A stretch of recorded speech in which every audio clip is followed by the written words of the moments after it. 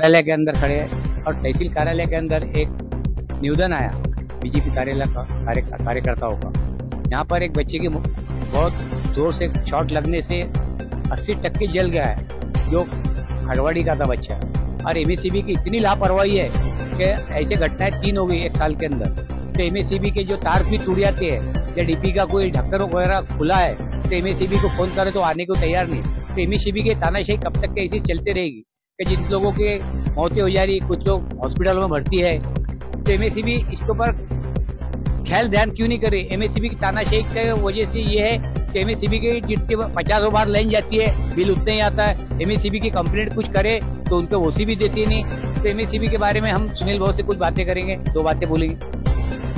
आज दिनांक 13 जून आम्ही भारतीय जनता पार्टी अनुसूचित जाती मोर्चा खामगाव तसेच नांदुरा शहर भाजपा, नांदुरा तालुका भारतीय जनता पार्टी व सर्व पदाधिकारी यांच्या उपस्थितीमध्ये जे 9 तारखेची घटना घडली भीमनगरमध्ये, तिथं एक 9 वर्षाचा मुलगा त्याच्या गच्चीवरून तार गेले होते एमएससीबीचे आणि तार पूर्णपणे ते ओपन होते, त्यामुळे तो शॉक लागून म्हणजे गंभीर परिस्थितीत आजारी जखमी आहे। 80% तो जळालेला आहे आणि एमएससीबीने आजपर्यंत त्याला कुठल्याच प्रकारची मदत दिली नाही। आणि याच्यामध्ये विषय असा आहे की पूर्णपणे एमएससीबीचे जे अधिकारी आहेत त्यांचा मुजोरीपणा दिसून येते।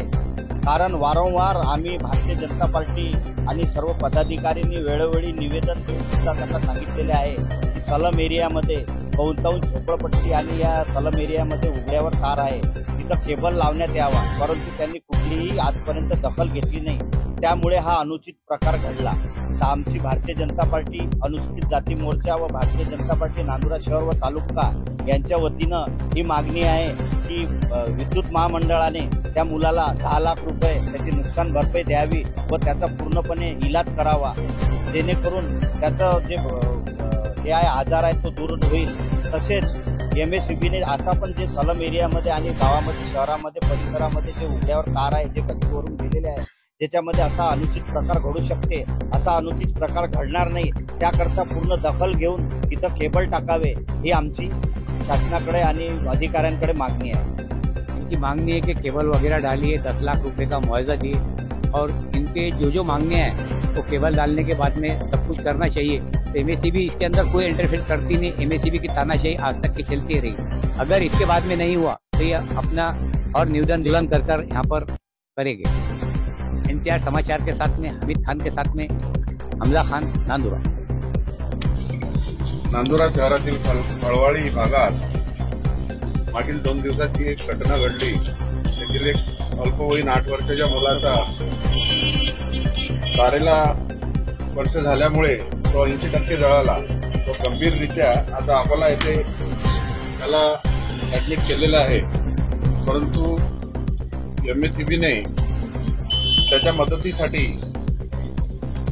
त्याला जास्तीत जास्त मदत मिळाली पाहिजे याकरता शासनाकडे पाठपुरावा करून प्रस्ताव सादर करावा अशी मी त्यांना विनंती करतो। तसेच तहसील ऑफिसने देखील, तहसीलदार साहेबांनी देखील शासनाकडे तशा पद्धतीचा प्रस्ताव सादर करून त्या मुलाला जास्तीत जास्त मदत मिळवून द्यावी, तर शासन स्तरावर आम्ही देखील प्रयत्न करू। परंतु आता अशा घटना या बऱ्याच भागामध्ये घडत आहेत। मागील 2-3 महिन्यात आणखी एक घटना अशीच घडली होती। एका मुस्लिम व्यक्तीचा हात त्यामध्ये कापावा लागला।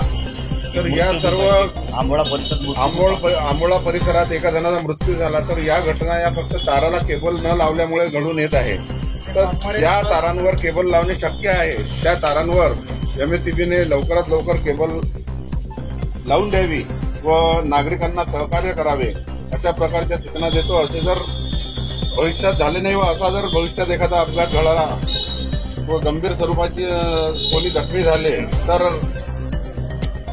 एमएससीबीचा दोष समजून त्यावर सदोष मनुष्यवधाचा गुन्हा दाखल करण्यात यावा अशा प्रकारची नागरिकांमध्ये मागणी होत आहे की या गोष्टीचाही एमएससीबीने गांभीर्याने विचार करावा।